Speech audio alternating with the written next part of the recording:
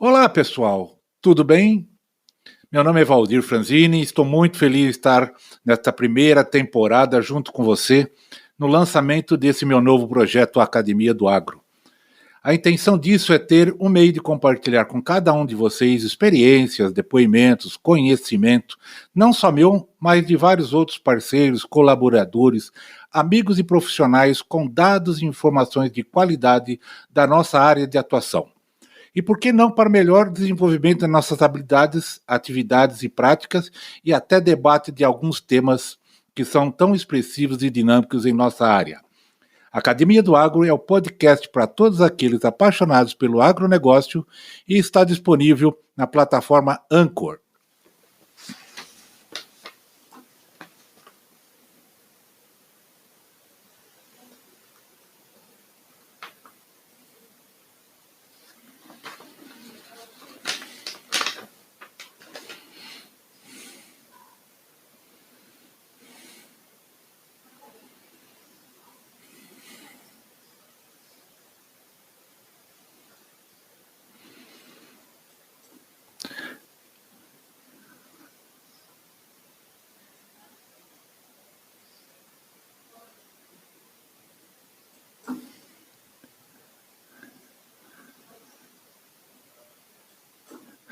Olá, pessoal, tudo bem?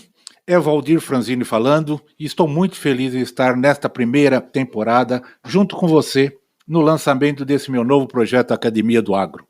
A intenção disso é ter um meio de compartilhar com vocês experiência, depoimentos, conhecimentos, não só meu, mas também de outros parceiros, colaboradores, amigos e profissionais com dados e informações de qualidade da nossa área de atuação.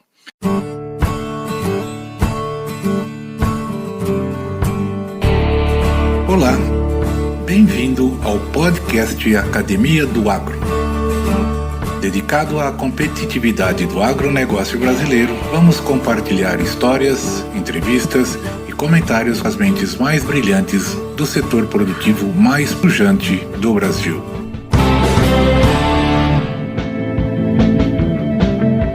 É preciso ter coragem e ousadia para ser diferente, e muita competência para fazer a diferença. E ele tem.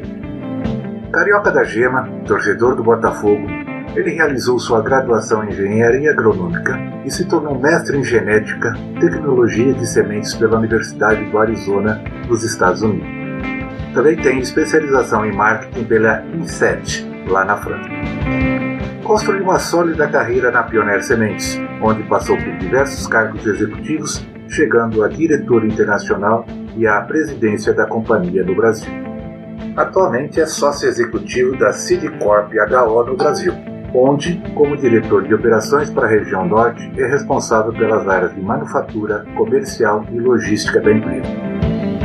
Além de sua ocupação corporativa, possui uma consultoria de negócios e é produtor rural no estado do Tocantins.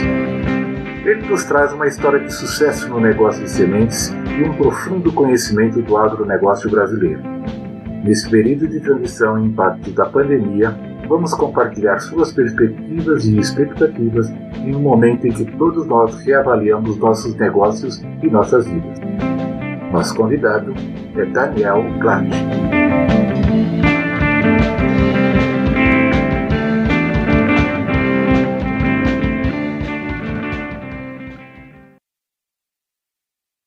Daniel Glatt, satisfação em tê-lo novamente aqui, numa prosa virtual, é verdade, mas com muita alegria e com muita satisfação em rever o amigo. Como é que você está? Prazer é meu, Valdir. Prazer é todo meu.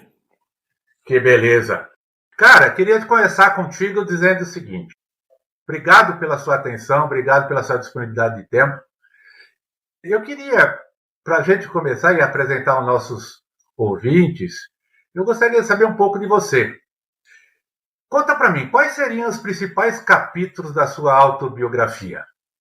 Ô, Valdir, como a gente já está com uma certa experiência de vida, a biografia vai ficando grande, né? Eu, basicamente, eu sou nascido no Rio de Janeiro, eu nasci numa família de classe média do Rio de Janeiro, sem nenhuma relação com a agricultura. aos 20 anos de idade, eu tive uma oportunidade de, através de uma bolsa, ir para os Estados Unidos fazer um curso de inglês. Acabei na faculdade em busca do que eu queria estudar na vida, conheci a agronomia nos Estados Unidos, tentei estudar lá, consegui uma bolsa de estudos, acabei ficando 6 anos nos Estados Unidos. De 76 a 82, fiz minha faculdade e meu mestrado em agronomia e tecnologia de sementes lá. Voltei para o Brasil em 82, trabalhei alguns poucos anos na Ciba-Geigy, que hoje é a Syngenta, e entrei na Pioneer em 1987. E a minha carreira profissional toda grande eu fiz na Pioneer, uma empresa que eu só tenho boas lembranças. Trabalhei durante 25 anos na Pioneer, de 1987 até 2011, quase 25 anos, e fiz todos os steps de uma empresa. Eu fui gerente regional, eu fui representante comercial, fui diretor de marketing. Em algum momento eu acabei saindo da Pioneer por 9 meses, voltei, e depois, em 1998, tive a graça e a oportunidade de me tornar presidente da Pioneer do Brasil, num momento em que a Pioneer estava decolando para se tornar essa empresa gigantesca que ela é hoje. Vários companheiros como você, por exemplo, trabalhamos junto e conseguimos criar uma belíssima empresa. Fui presidente da Pioneer da Pioneer Brasil até 2007, quando fui convidado para ir para os Estados Unidos pela Pioneer para ficar como diretor internacional. Experiência bastante interessante, fui morar em Des Moines, em Iowa. Fui diretor internacional para a América Latina, para a África e para a Ásia. Conheci o mundo, conheci a agricultura em mais de 20, 30 países, um aprendizado enorme. E fiquei nessa posição até 2011, quando eu achei que tinha fechado meu ciclo na Pioneer. Foram 25 anos de trabalho. Estava nos Estados Unidos, queria voltar para o Brasil, acabei retornando ao Brasil em 2011. Comecei um trabalho de consultoria e treinamento de vendas no mercado agrícola, que era uma coisa que eu sempre gostei muito, eu fiquei muito feliz quando eu voltei, que eu fui muito procurado pelas empresas, não por ser o Daniel Glatt, mas ser o Glatt da Pioneer, devido ao belíssimo trabalho que nós fizemos na Pioneer. Isso me deu muitas oportunidades nas consultorias. Passei vários anos só na consultoria, com inúmeras empresas, até que há uns 4, 5 anos atrás eu fui convidado pela Seedcorp HO, a Seedcorp na época, para entrar de sócio deles. E meus últimos anos, esses últimos 4 anos de profissionais, Valdir, tenho dedicado a Seedcorp HO principalmente. Faço algum bico de consultoria, mas a minha atividade principal hoje é a Seedcorp HO, uma empresa de genética de soja, formada por um grupo de executivos do qual eu sou parte, a semente produtiva do meu amigo Oscar Stronshan e a GDM, dona da Brasmax, da Dom Mário, que é nossa sócia também. Então, hoje nós estamos com a Seedcorp HO, uma empresa em franco crescimento. Em alguns momentos, os momentos dela me lembram aqueles momentos nossos da Pioneer, quando a Pioneer estava decolando.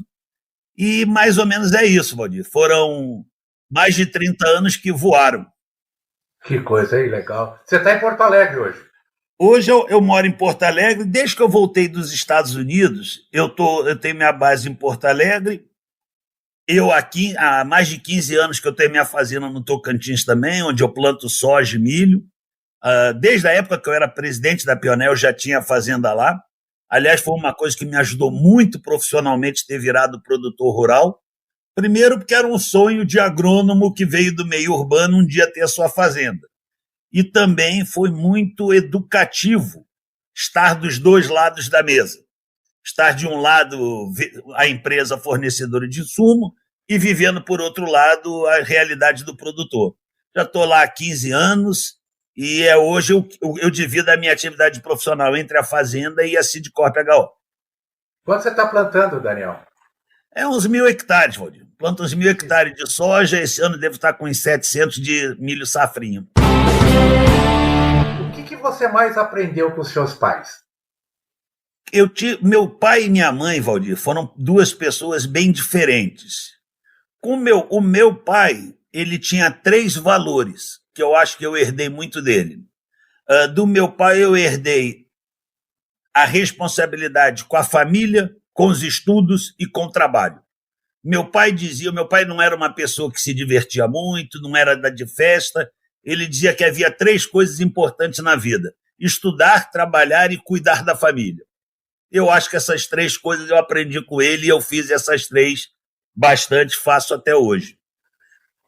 Minha mãe era por outro lado. Minha mãe era uma mulher sensível, culta, pensadora, que me ensinou um pouco do lado humano da vida, da sensibilidade, do afeto, das relações afetuosas, das nossas percepções psicológicas de nós e das pessoas com quem a gente lida. Então, eu acho que da minha mãe eu aprendi esse lado da afetividade, dos relacionamentos, da psicologia das pessoas. E com meu pai eu aprendi a dedicação, o trabalho duro, o estudo, a prioridade absoluta da família. Acho que foi isso, Valdir. Nós até combinamos previamente de abordar um tema: impactos do Covid-19 no agro. Então eu gostaria de adentrar esse assunto fazendo um preâmbulo. Essa pandemia causada aí pelo novo coronavírus já chegou a mais de 200 países, com cerca de... Hoje nós estamos com 3.480.000 casos confirmados e mais de 240 mil mortes em todo o mundo. Só para a gente ter uma ideia, em uma semana, o número de casos cresceu mais de 60%. E o de mortes pela doença no mundo quase dobrou. Além das graves consequências sanitárias, a doença tem sido forte repercussão econômica, como nós estamos sentindo. Seja pelas medidas tomadas para controlar a doença, ou seja pelas mudanças no comportamento da população, mais cautelosa naturalmente. Logo de início, o Covid deixou claro que como a indústria mundial depende dos nossos amigos chineses. Muitas companhias tiveram suas produções prejudicadas depois da crise que a China começou a enfrentar agora no início do ano por conta do vírus. Os impactos econômicos ocasionados pela restrição ao convívio social por causa do Covid afetarão praticamente todos os setores da economia. No Brasil, hoje, o impacto nos negócios de pelo menos 15, 18 segmentos econômicos já é observado. Varejo, moda, serviço de alimentação com reduções aí de 30%, 40%, construção civil, parte de higiene pessoal, beleza, logística, transporte, a parte automotiva, serviços educacionais, turismo, né, que deve ter caído uns 70% o turismo. Ou seja, várias coisas estão sendo afetadas. Te pergunto, e o agro? Quais são os impactos que você tem visto ou você prevê? Então, Valdir, eu acho que para a gente falar do impacto do Covid no agro, primeiro nós temos que lembrar uma coisa: todo mundo tem falado de 2 tsunamis, né? O tsunami do vírus e depois o tsunami econômico pelas medidas tomadas. Existe um terceiro tsunami, que eu acho que veio junto com o vírus, que a gente às vezes esquece de abordar, que é o tsunami da guerra do petróleo. Então, na verdade, nós temos hoje um problema do coronavírus acumulado com uma guerra de petróleo que aparentemente começou entre a Arábia Saudita e Rússia, mas que tem, do lado da Rússia, tem como objetivo frear a produção de petróleo americana, que é uma produção de petróleo mais cara. Então, a gente não pode, primeira coisa, esquecer que nós estamos hoje, ao mesmo tempo que teve o coronavírus, o petróleo chegou aos preços mais baixos de décadas. Então, a gente tem que lembrar isso também.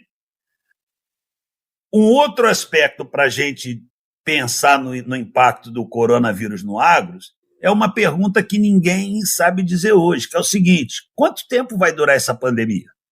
Isso em setembro já passou? Isso em maio do ano que vem ainda vai existir? Ninguém está certo ainda até onde ela vai e como é que ela termina. Então, fica esse ponto de interrogação também.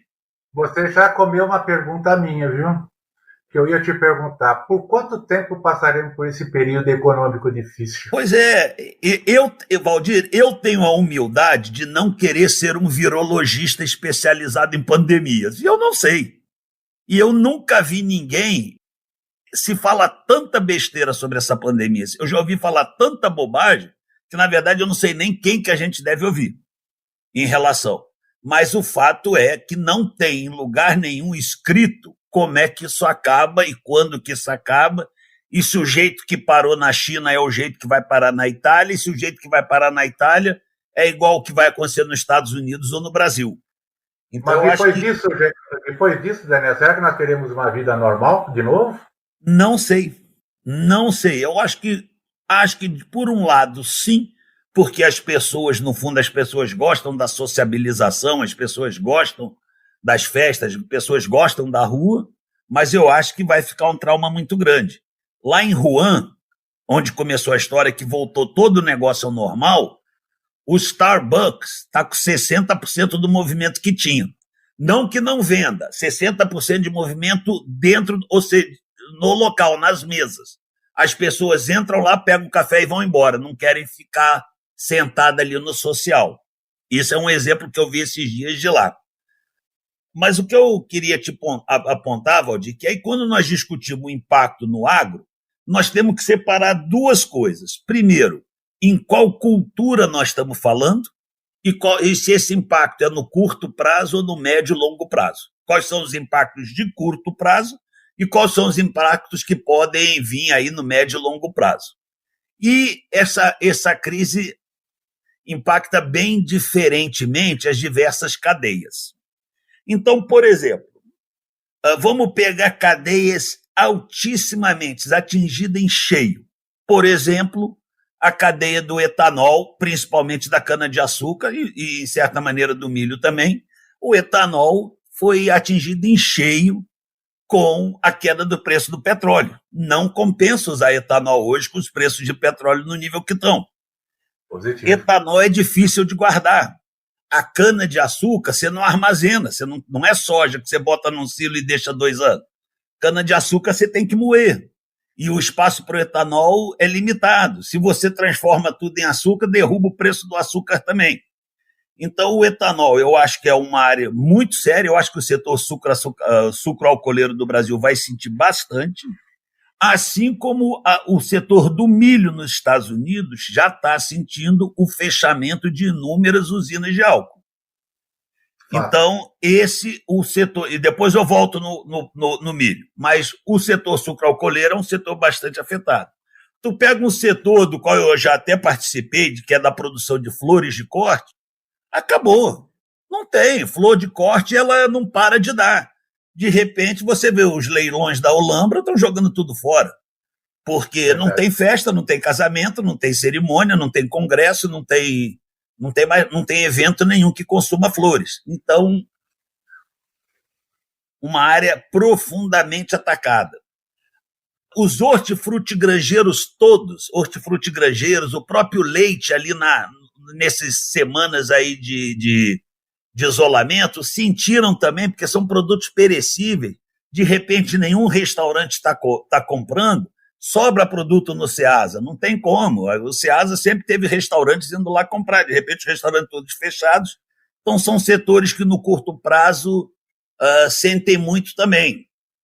Outra coisa que está acontecendo, principalmente nos Estados Unidos, os frigoríficos, por causa da contaminação dos seus funcionários, muitos frigoríficos de aves e suínos fechados.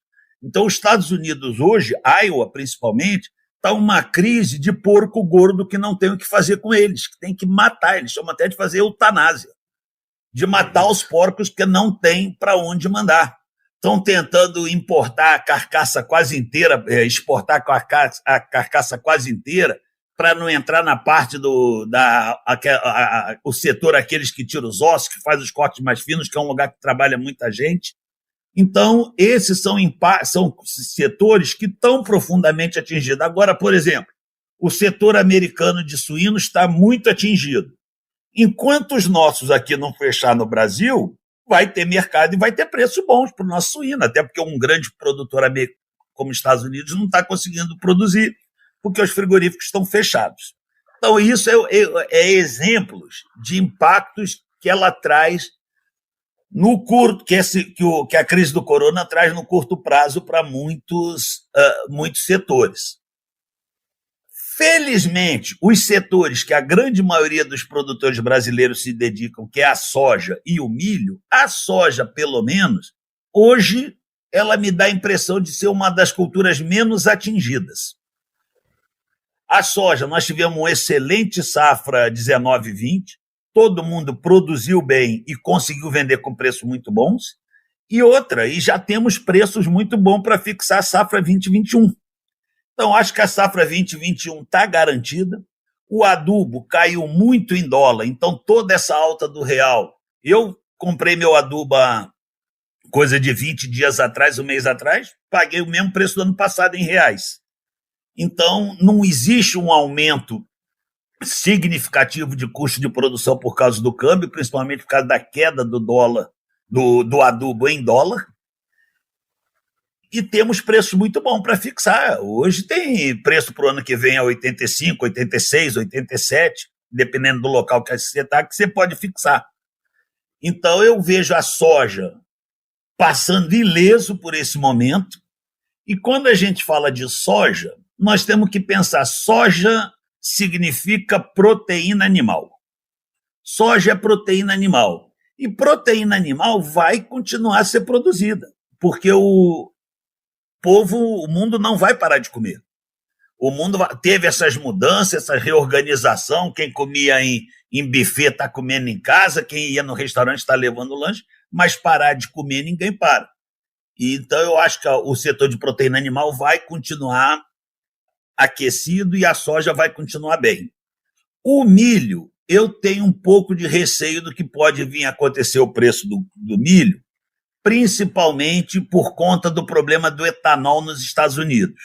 Com o fechamento das indústrias de etanol nos Estados Unidos, vai vir muito milho para o mercado externo americano. E esse é um ano que o americano desgraçadamente se programou para plantar mais milho. Eu acho que se o produtor americano tivesse mais tempo, ou se esse problema do petróleo e do corona tivesse acontecido antes, o produtor americano ia mudar mais do milho para a soja. Mas como a coisa veio junto, né? Veio em cima da hora, e o milho tem aquele negócio de botar um nitrogênio na frente, às vezes botar um herbicida.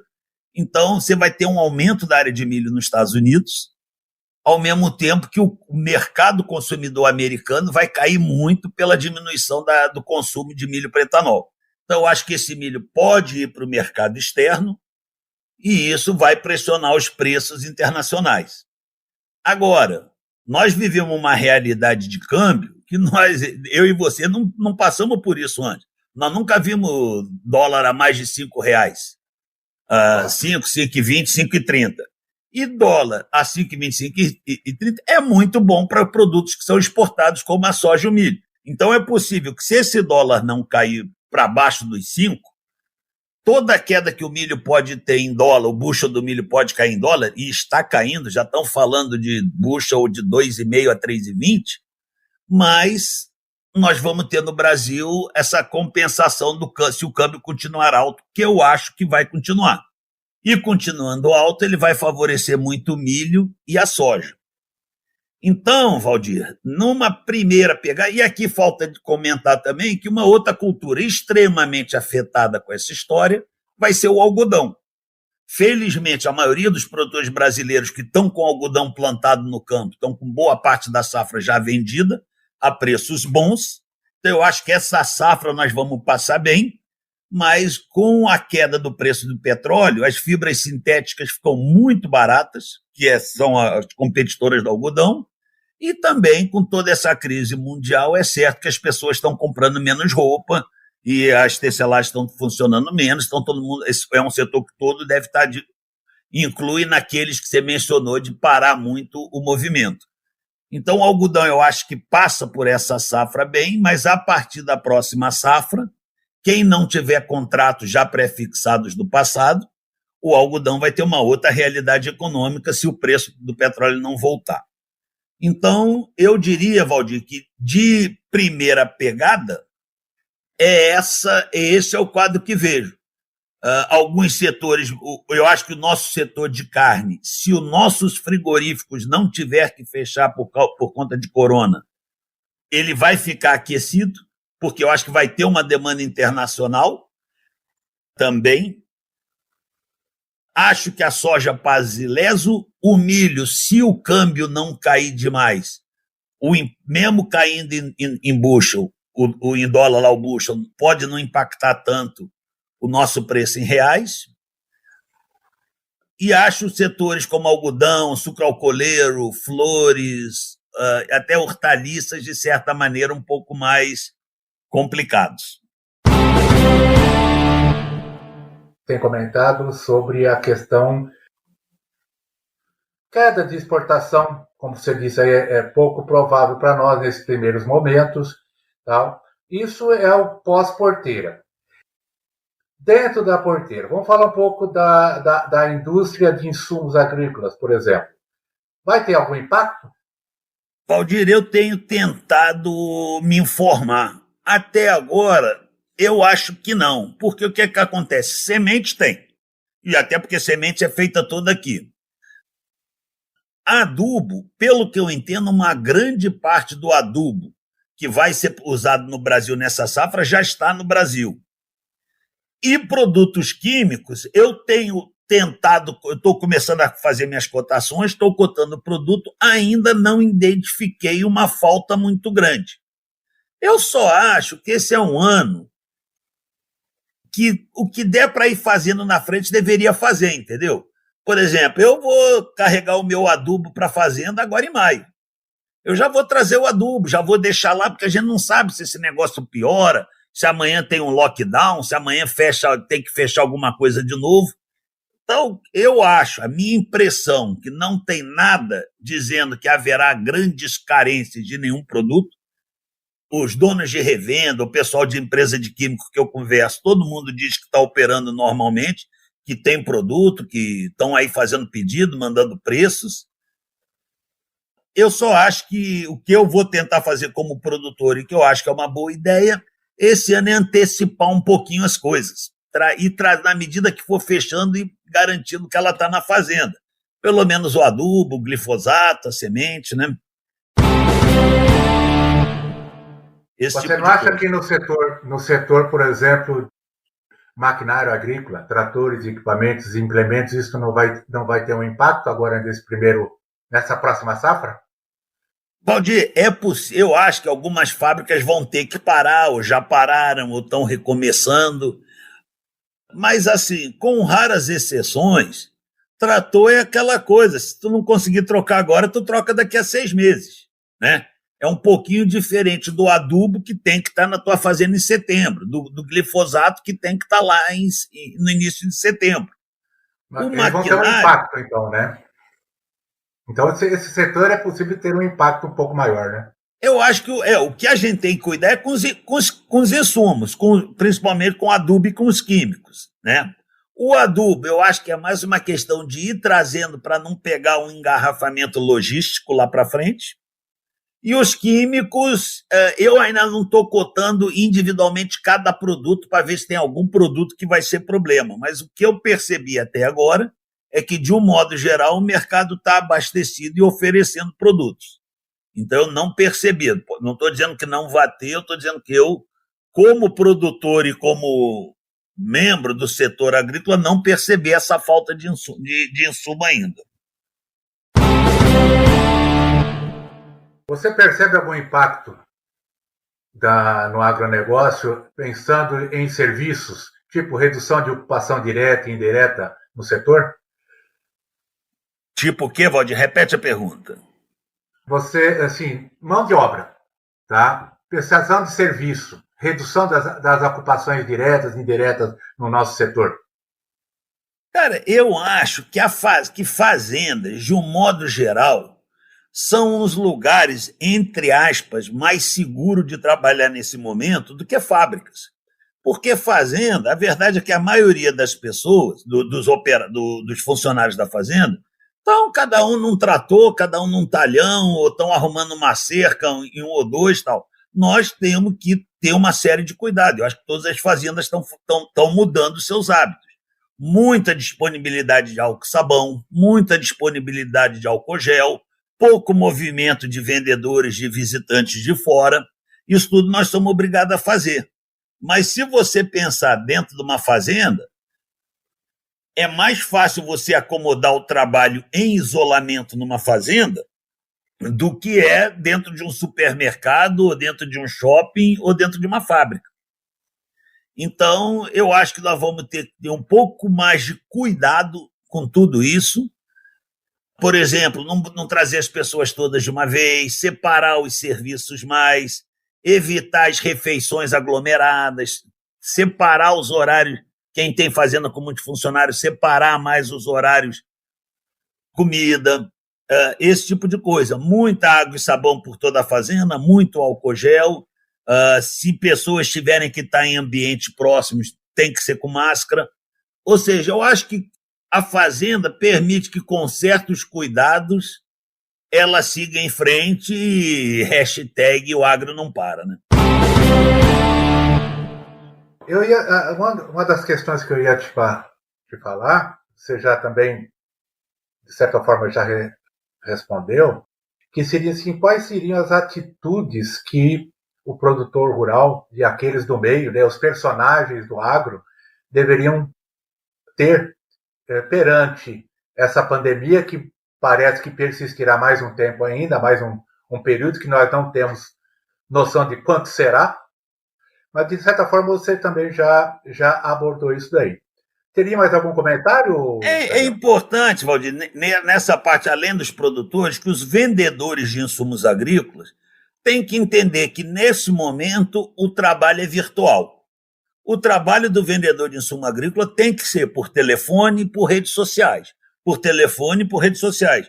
Eu comprei meu adubo por telefone ou por rede social, estou fechando os químicos assim, então o vendedor de insumo não deve parar de trabalhar. O vendedor de insumo tem que continuar. Só que, em vez dele visitar as fazendas, ele tem que fazer o contato virtual por telefone. Eventualmente, se alguém quer visitar uma lavoura de milho, ver um híbrido deles de safrinha, ver um ensaio, se a pessoa vai sozinho numa lavoura, é um lugar que dá para ir numa boa. Então, eu acho que é esses cuidados que vendedores de insumos têm que tocar, prestadores de serviço, e dentro da fazenda tem que ter uma organização para os funcionários não ficarem empinhados um em cima do outro num ambiente fechado. E muita higiene de mão, de lavagem de mão, essas coisas. A grande pergunta, viu, Valdir, que eu te falei no início, que tem as coisas no curto e no longo prazo, eu acho que a grande discussão que a gente pode ter daqui para frente são filosofias que a gente tem, temos que filosofar a respeito, é essa pergunta que você fez, e o que é que vai ser lá no futuro? Como é que vai ser no longo prazo essa história? Por exemplo, algumas coisas que me dá a impressão que vai mudar.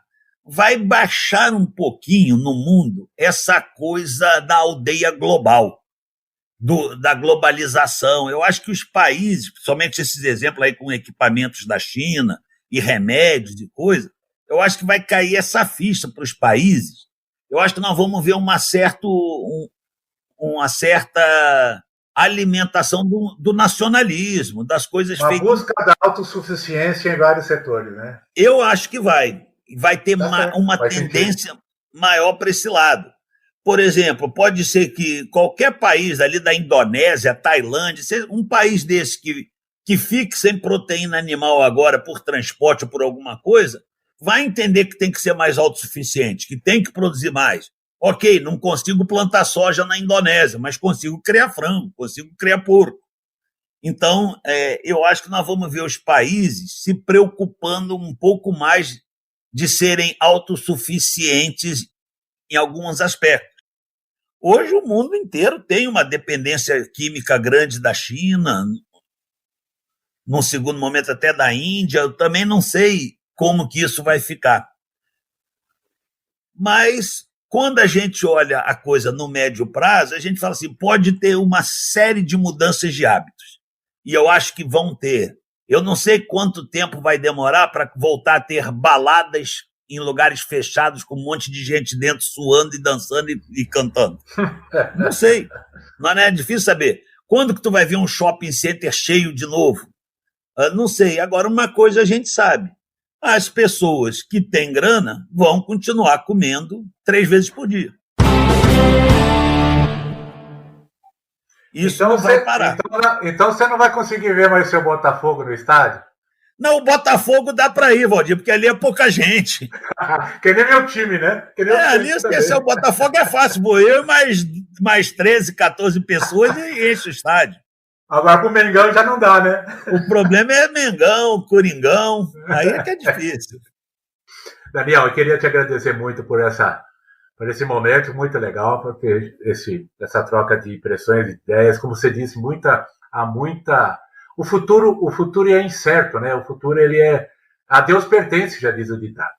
E eu queria encerrar o nosso papo, te passando a palavra também, uma última pergunta. Ela é também de cunho pessoal, obviamente. Se você soubesse que só tem mais um mês de vida, o que você faria? E uma semana e um dia? Putz, Valdir, essa... Sacanagem, né? Essa, como é que diz? Me apertou sem me abraçar, né? Eu acho que eu rezaria e ficaria perto das pessoas que eu amo. A minha mulher, meus filhos, minha irmã, meus sobrinhos. Eu ficaria perto deles e teria o cuidado de ver se eu estou deixando tudo arrumado para eles poderem seguir a vida deles com o que eu deixar para eles numa boa. E a rezar e, no fundo, bicho, agradecer a Deus pela vida que eu tive. Eu acho que eu fui um felizardo. Agradecer a Deus e gastar os últimos momentos com as pessoas que eu amo, que são basicamente as pessoas da minha família. A ideia desse questionamento é justamente por propiciar uma palavra de esperança. É justamente isso, é ter fé, estar próximo dos seus, né? Porque realmente nós não temos, né, a menor noção, e isso é um dos grandes mistérios, uma das grandes sabedorias do universo, né? Você imagina se nós tivéssemos a data certa que nós iríamos partir, né? Qual seria, né? Você tem razão, cara. Graças a Deus nós não sabemos, eu não quero saber também. Nós temos que é isso, cara. É agradecer a Deus, principalmente valorizar a vida. Nessa época do coronavírus, a gente fala assim, não, isso aqui está na mão de Deus, tal. Mas, na verdade, Valdir, nossa vida sempre esteve na mão de Deus, entendeu? Sempre... Nunca tivemos controle da gente, se ilude achando que a gente tem controle sobre a nossa vida. Na verdade, nós nunca tivemos. E eu sei, porque eu sou uma pessoa que já bati ali na trave, já tive infarto, já tive em UTI. Então, eu sei que a nossa vida, a Deus pertence, era antes assim, e com corona continua igual. E a gente que mantém acesa a nossa fé e o nosso amor pelas familiares e pelos amigos. Daniel, muito obrigado, então, por esse momento. Espero contar contigo em uma próxima oportunidade. Com certeza teremos outros colegas e outros amigos participando desses bate-papos. Mas eu não abro mão de contar contigo para que a gente aborde outros tantos temas que você vivenciou, como eu também vivenciei. Tenho certeza que vou contar contigo. Beleza, Valdir. Obrigado pelo convite. Parabéns aí pela tua iniciativa. Muito legal. Academia do Agro é um podcast semanal dedicado à competitividade do agronegócio brasileiro, com abordagem de temas e histórias que fazem parte do seu cotidiano. Muito obrigado por nos acompanharem. Se vocês gostaram, compartilhe com seus amigos. Toda terça-feira tem um episódio nos aplicativos de podcast, onde você poderá nos seguir. Aguardamos você na próxima semana. Até lá!